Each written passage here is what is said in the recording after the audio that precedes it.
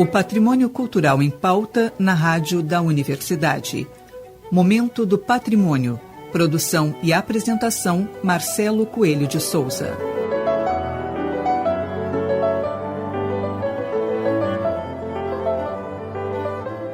Boa noite, ouvintes. No Momento do Patrimônio de hoje, conversaremos com a professora do curso de Museologia e do Programa de Pós-Graduação em Museologia e Patrimônio da URGS, Fernanda Carvalho de Albuquerque. Fernanda é graduada em jornalismo pela Fabico e possui doutorado em artes visuais pela URGS. Foi curadora assistente da 8ª Bienal do Mercosul, em 2011, e curadora de artes visuais do Centro Cultural São Paulo, além de ter desenvolvido diversos outros projetos no campo das artes visuais. Neste programa conversaremos um pouco a respeito das suas experiências e vivências de curadoria. Boa noite, professora. Seja bem-vinda. Boa noite, Marcelo. Um prazer estar aqui no programa. O prazer é nosso. Professora, então, com a primeira pergunta, vamos começar. Professora, então a senhora participou, como curadora assistente na 8ª Bienal do Mercosul, em 2011, e também como coordenadora da Casa M. Queria que contasse um pouquinho pra gente sobre essa experiência, como é que foi, o que foi a Casa M. Tá bem. Primeiro pode me chamar por você, por favor. Okay. Bem, essa experiência na 8ª Bienal do Mercosul foi um verdadeiro presente, no sentido de que foi uma experiência realmente muito fundamental para a minha formação. Eu aprendi muito nesse tempo. O curador-geral da Bienal, da 8ª Bienal do Mercosul, era o José Roca, um colombiano, com muita experiência e muito generoso na maneira de trabalhar. E eu compus uma equipe, então, de 7 curadores no total, como curadora assistente. Nessa equipe, cada um dos curadores ficou responsável por um dos projetos da 8ª Bienal. E eu, então, como era a única curadora que residia aqui em Porto Alegre, fiquei responsável pela Casa M. A Bienal, essa edição da Bienal, ela buscava discutir a noção de território a partir de uma abordagem bastante política, e uma das questões era responder ou acolher melhor o território aqui da cidade, porque uma das críticas históricas da Bienal do Mercosul, de todas as edições, era, e muitas vezes ainda é, que a Bienal voltava as costas para o público local e acabava procurando conversar com um público mais de fora ou com um público já iniciado em artes, etc. E essa edição tentava responder a essa crítica fazendo algo pensado realmente para a comunidade local, para a cidade de Porto Alegre. E dentre as iniciativas que tentavam dar conta dessa questão estava a Casa M, que foi um espaço cultural inspirado em espaços independentes ou autônomos, criados e geridos por artistas. Então era um espaço pequeno, uma casa ali na Fernando Machado, que tinha uma programação de base. Ela funcionava como um espaço de residência para artistas de diferentes linguagens, do cinema, da música, da dança, do teatro, que usavam a casa como um espaço de trabalho e ali apresentavam propostas artísticas em conjunto, sempre em colaboração com outro artista. Esse era o programa chamado Duetos. Tinha também um espaço expositivo na vitrine da casa. Essa casa tinha sido uma chapelaria no início do século XX e se preservou esse espaço da vitrine, uma pequena vitrine assim de, digamos, 1 metro, mais ou menos, um pouquinho mais de largura. E ali a gente chamava artistas jovens do Rio Grande do Sul para realizarem um projeto específico para aquela vitrine, que abria a cada mês. Além disso, tinha conversas, palestras, cursos. E a gente também entendia que era muito bacana a casa estar aberta para as pessoas fazerem o uso que bem entendessem dela, se apropriarem do lugar. Parte do acervo do Centro de Documentação da Bienal, o acervo de publicações, revistas de arte, livros, estava disponível para leitura, tinha uma pequena biblioteca e boa parte do programa educativo dessa edição passou pela casa, aconteceu na casa. Então, assim, de maneira geral, era mais ou menos a forma como a casa estava estruturada, mas sempre com essa vontade de que as pessoas realmente usassem o lugar da maneira que lhes parecesse mais interessante. Vale mencionar ainda que tinham 3 trabalhos realizados para casa, imbricadamente com a arquitetura dela.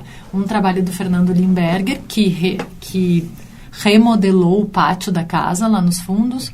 Um trabalho do Daniel Acosta, que construiu um mobiliário para acolher essa coleção de livros, publicações de arte.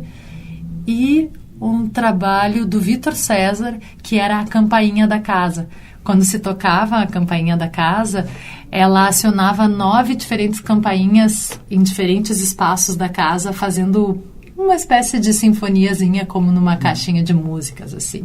Então, eram trabalhos que nem sempre eram percebidos como trabalhos. A pessoa podia estar ali na biblioteca, lendo o livro, e não saber que o mobiliário era um trabalho de um artista, ou estar no pátio, e não saber que o pátio era um trabalho de um artista. Mas essa era um pouco a ideia também. Essa proposta expositiva, né, ou essa proposta curatorial, não era uma exposição, era um lugar para estar, para viver, para Na verdade, ela teve bem essa ideia, né, de levar os artistas até para conversarem sobre as obras, né, ter uma aproximação com o público, realmente. Exato, porque sempre que os artistas vinham a Porto Alegre, os artistas da Bienal, que eram em torno de 100 artistas, sempre que eles vinham fazer viagens de pesquisa, a gente organizava uma conversa na Casa M para que o público tivesse contato com essa fase de pesquisa, de indagações, de levantar questões, enfim, de investigar o território onde eles iam apresentar um trabalho, né? E como é que funcionou, Fernanda, essa ideia, assim, de onde é que surgiu da casa? Porque foi uma ideia bem bacana mesmo, ela foi, claro, temporária, né? Uhum. Infelizmente. Uhum. Mas, assim, qual foi a ideia mesmo, o conceito? Olha, a proposta de que a Bienal tivesse um espaço desse tipo, ela está desde o primeiríssimo projeto do José Roca. Uhum. Então, desde quando ele desenha em linhas bem gerais o que seria o projeto da 8ª Bienal, a Casa M, que se chamaria inicialmente Casa Mercosul, estava lá na proposta. Ela era inspirada num local parecido que se fez em um evento na Colômbia, do qual o José Roca foi curador também, e lá eles também criaram um espaço que era um espaço onde havia exposições, havia uma biblioteca, havia residências e tal. Então, era uma proposta que se inspirava nessa experiência anterior do José Roca e que, como eu disse, tentava responder essa questão da Bienal se embrenhar mais no tecido aqui da cidade de Porto Alegre. Uhum, inclusive a temática era geopoéticas, né? Isso, ensaios de geopoética, isso mesmo. E Fernanda, recentemente tu falastes um pouco sobre, nas cursos, exposições que marcaram a história, sobre a 28ª Bienal de São Paulo, a polêmica 28ª Bienal. Eu queria que, na verdade, tu resumisse um pouco pra gente sobre o trabalho de curadoria dessa Bienal e de que forma, assim, ela serviu como um questionamento, né, institucional, talvez das próprias bienais, né? Uhum. Bem, a 28ª Bienal de São Paulo, que aconteceu lá em 2008, ela foi um projeto capitaneado, assim, pela curadoria do Ivo Mesquita e da Ana Paula Cohen, e ela partiu da tentativa de responder a 2 crises pelas quais a Bienal passava, né? Crises que a Bienal enfrentava. Por um lado, uma crise institucional importante, financeira e política também, porque um dos dirigentes, daqueles que recém tinham sido dirigentes, diretores da Bienal, tinha sido indiciado por questões de corrupção e tal. E a Bienal passava, além disso, por uma crise financeira e mesmo de credibilidade institucional, digamos. Uhum. Isso por um lado. Por outro lado, esse modelo expositivo bienal era um modelo que, na verdade, ainda vem sendo muito debatido e, na época, muitíssimo criticado por uma série de questões. Pela escala sobre-humana, às vezes, dessas exposições, pelos altíssimos orçamentos que uma bienal dessas acaba tendo para um evento que é limitado temporalmente. Então, tu investe bastante para algo que dura ali 2, 3 meses, mas não chega a gerar infraestrutura, equipamentos culturais, acervo, etc. Né? Questões de maior longevidade, assim. Enfim, uma série de outras questões que esse modelo bienal, de alguma maneira, era atacado. Então, esse projeto ele tentava responder essas duas questões. Inicialmente, a ideia era manter o pavilhão todo vazio, sem obras, e ter ações que acontecessem em diálogo com a cidade ou com outros espaços, mesmo ali com o Ibirapuera, que é onde está o pavilhão da Bienal. Mas, aos poucos, o projeto foi se remodelando e se optou por manter só o segundo andar do pavilhão da Bienal vazio e ter um primeiro andar com uma espécie de praça, com uma mostra de vídeos e um local para performances, ações, etc. E no terceiro andar uma mostra, sim, em torno de temas como coleção, arquivo, arqueologia, tentando responder a essa ideia de realizar uma espécie de arqueologia da própria instituição, de olhar para a história, para o passado da instituição e aprender com ele.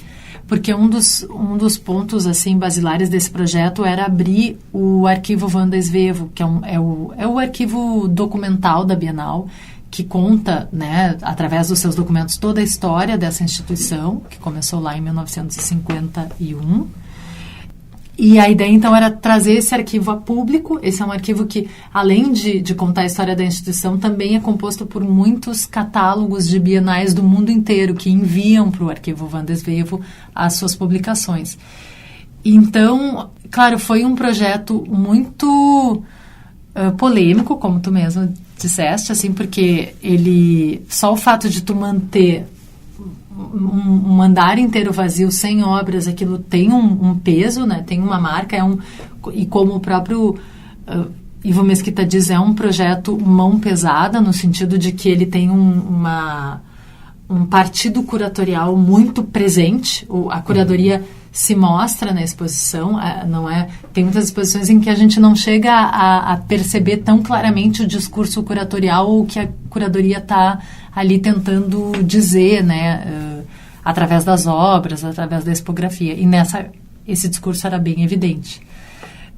E teve a outra questão que marcou muito essa Bienal, que foi a pichação, que aconteceu logo no primeiro domingo da abertura da exposição e que teve uma reação institucional muito atrapalhada, assim, no sentido, a meu ver, no sentido de não acolher aquela situação como algo a ser discutido, refletido, debatido, entender o que é que aqueles pichadores estavam querendo dizer, que intervenção era aquela, como é que se podia entender aquilo, como é que se podia pensar o próprio picho, enfim, que é uma questão importante na cidade de São Paulo e em outras grandes cidades do Brasil. E a reação foi apenas de rechaço e mais do que isso de criminalização. E aí, claro que tem uma série de questões delicadíssimas, porque a Bienal, o que ela colocou na época é que quem entrou com uma ordem de prisão foi o próprio Ministério Público por conta daquele edifício se tratar de um patrimônio histórico.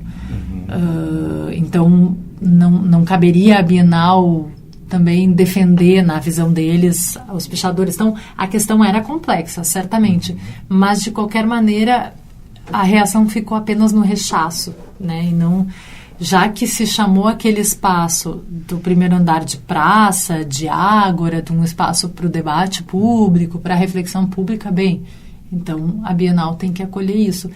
Outro ponto que eu acho que é importante trazer desse projeto é que ele...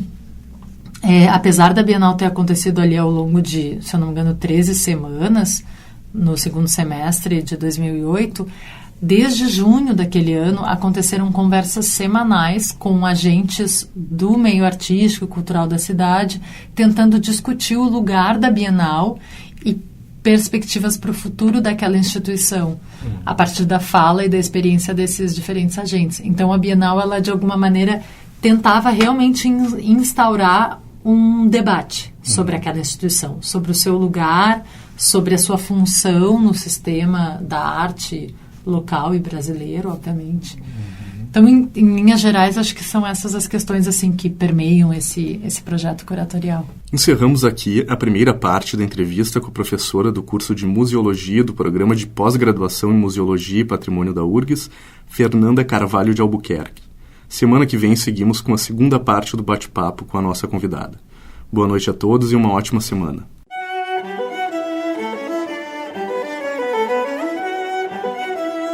Momento do Patrimônio é produzido pelo setor de patrimônio histórico da Superintendência de Infraestrutura da URGS. O SPH coordena o projeto Resgate do Patrimônio Histórico e Cultural da URGS, responsável pela restauração, manutenção e adaptação às demandas contemporâneas do conjunto edificado da universidade. No momento, o projeto de acessibilidade ao prédio da rádio da universidade está em fase de captação de recursos pela Lei Federal de Incentivo à Cultura. Saiba como contribuir através do nosso site urgs.br/patrimônio histórico ou pelo telefone 3308-4500.